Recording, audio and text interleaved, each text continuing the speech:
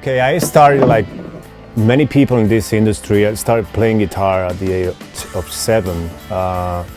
Pretty early on, I began really interested in the vintage sound. I was really fascinated about, the British bands like Clapton, Led Zeppelin, all that kind of stuff. And pretty early on, I began to experiment and look for where that sound was coming from. I began from getting old instruments, because at that time it was no vintage, so old instruments were pretty easy to get. And then on, I began collecting guitars, I began collecting keyboards, drums, and all that kind of stuff. And then I began to look for how those old records were made. And I began to realize there was also vintage studio equipment that had a very particular sound. So I started looking around at that vintage equipment, which at that time was old, was not vintage at all. And I began looking at basements in the old studios, all the local studios around Madrid, around Spain. And there was a lot of equipment around here. I began buying full consoles, like Telefunkens, all Rupert Neve consoles, Helios, Cadacs, all that kind of stuff.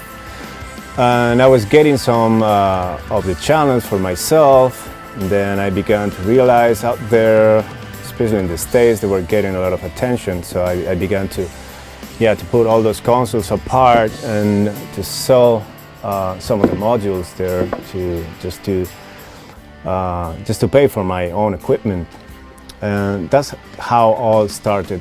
All that market at some point in the, let's say at the beginning of the century, just dried out. And that's when everybody started to make their own versions of the old equipment. That's when all that market started. I decided to begin building that equipment professionally at around 2010, and then I founded Heritage Audio in like 2011.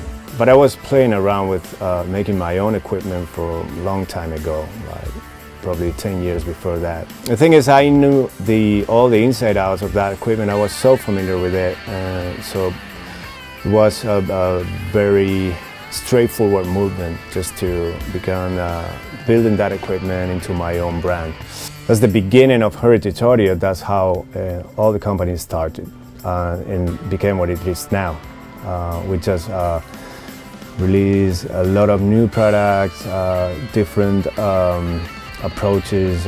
We did all these monitor controllers, which is all new technology, and it's how I would guess the high quality equipment would be continuing with that old tradition.